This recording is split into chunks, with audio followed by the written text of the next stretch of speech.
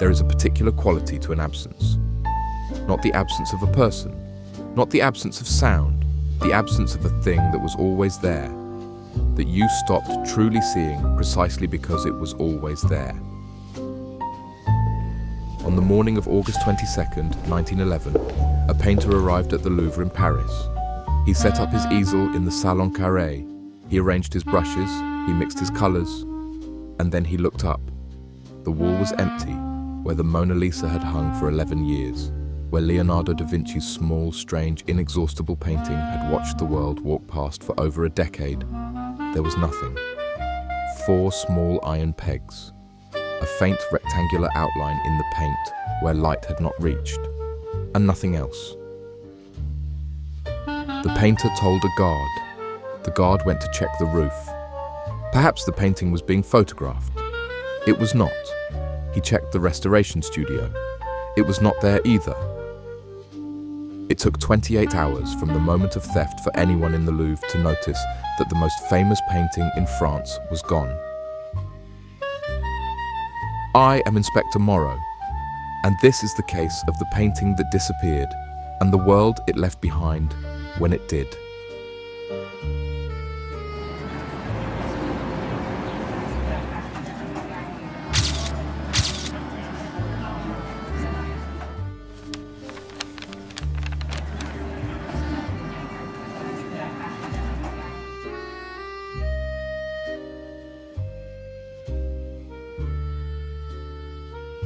The director of the National Museums of France had, just the previous year, made a public statement. He said, and I quote directly from the record, "You might as well pretend that one could steal the towers of Notre Dame." He was referring to the impossibility of stealing from the Louvre. He was wrong. The thief's name was Vincenzo Peruggia. He was 29 years old. He was 5 feet 3 inches tall. He was an Italian immigrant working in Paris as a handyman, and 2 years before the theft, he had worked at the Louvre itself, installing the protective glass cases on the paintings, including specifically the case on the Mona Lisa. He knew the painting. He knew the frame. He knew exactly how it was mounted and how it could be removed. He had built the box designed to protect it from precisely the kind of man he was.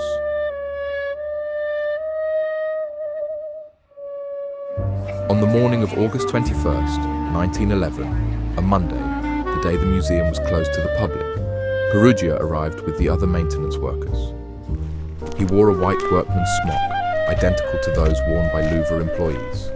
He moved through the museum unremarked. He lifted the painting from the wall. He carried it to a service staircase. He removed it from its frame. He wrapped it in his smock. He walked to a service door and found it locked. A plumber passed by. Seeing a man in a Louvre uniform holding what appeared to be a wrapped canvas, the plumber did what any reasonable person would do. He unlocked the door for him. Peruggia walked out into the Paris morning, the painting under his arm, the city going about its business around him. Now, I want you to understand what happened next, because this is where the case becomes extraordinary. Peruggia had left his thumbprint on the glass casing of the painting, a clear, unambiguous thumbprint, and his fingerprints were already on file with the Paris police. He had been arrested previously for theft. The investigation team photographed and catalogued the thumbprint. They took fingerprints from every Louvre employee, every one. They forgot to add Peruggia's name to the list of prints to compare against police records. He lived 15 minutes from the Louvre. Police visited his apartment and questioned him twice during the investigation. They did not check his fingerprints. They did not search his room.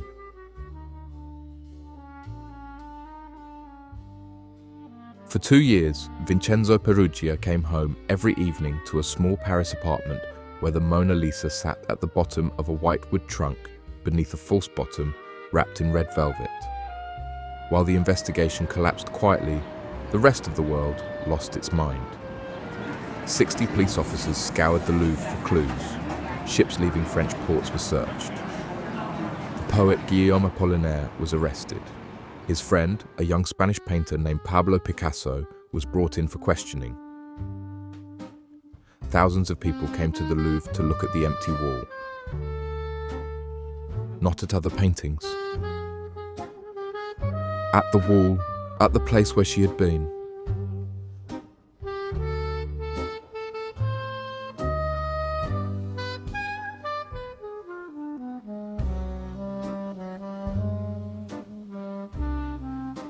Two years and 3 months passed.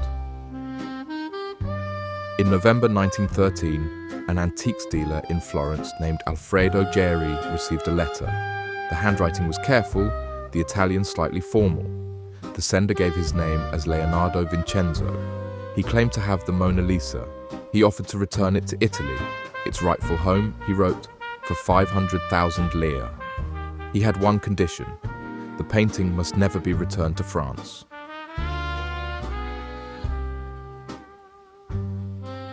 Geri was skeptical. He had received strange letters before, but he was also curious.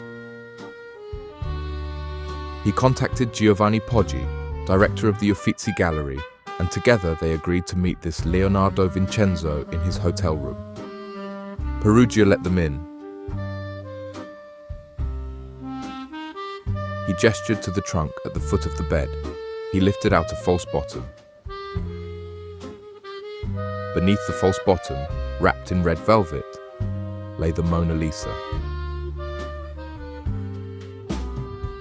The two men examined it in silence. They confirmed what the stamps and markings on the back told them.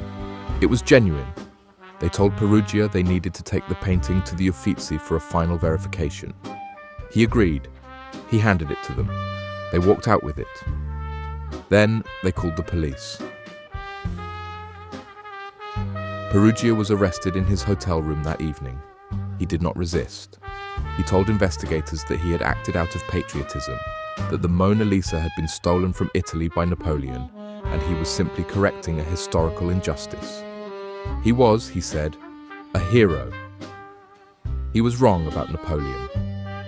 Leonardo da Vinci had brought the painting to France himself in 1516 at the personal invitation of King Francis I. Napoleon had nothing to do with it. Peruggia had risked everything, had hidden the world's most wanted painting in his apartment for 2 years to correct an injustice that had never occurred. Italy received the news of his arrest with something close to celebration. Crowds gathered. Newspapers ran his photograph. When the case came to trial, the judge sentenced him to 1 year and 15 days in prison. He served 7 months. Italy, it seemed, considered him more hero than criminal. The Mona Lisa was exhibited in Florence, in Rome, in Milan, before being returned to the Louvre in January 1914. Everywhere it went, the crowds were enormous.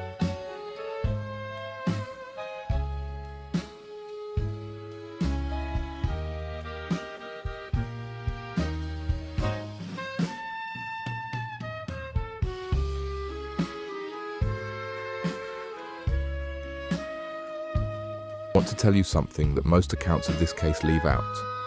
In 1911, before the theft, the Mona Lisa was famous.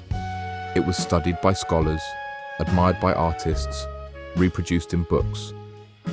But it was not what it is today. It was not the most famous painting in the world. It became that because it was stolen.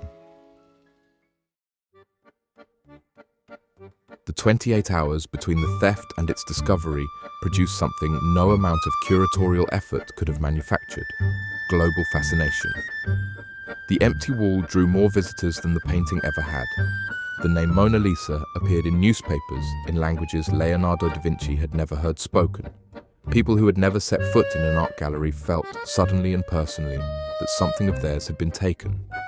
The theft made her irreplaceable, and irreplaceability made her priceless. Not just in money, in meaning. There is a theory, unproven, unprovable, and therefore precisely the kind of thing that lingers. That Peruggia was not the architect of this theft. that behind him stood a man known as the Marquis de Valfierno, an Argentine art dealer who had no interest in the original painting whatsoever.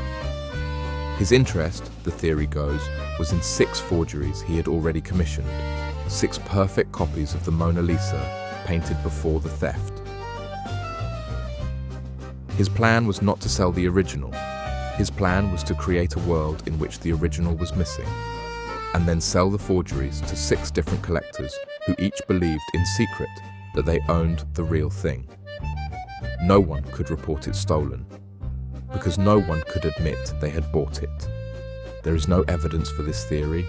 It originated with a journalist who claimed in 1932 that a man on his deathbed had confessed it to him. The man was conveniently dead by the time the article was published.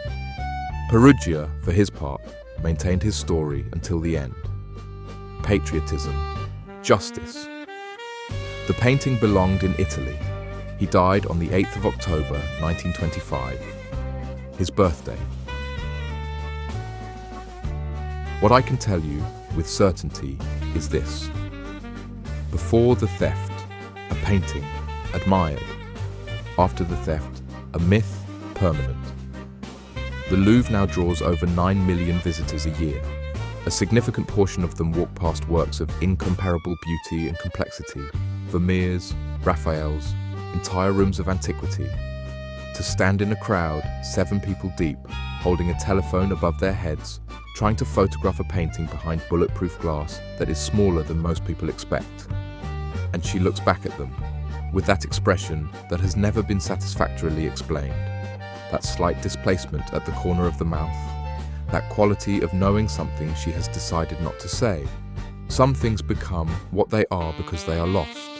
Some smiles mean more when you cannot quite reach them. I am Inspector Morrow, and the file remains open.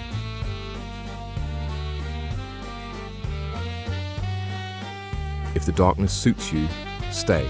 Press subscribe. More cases, more questions, more nights with no clean answers.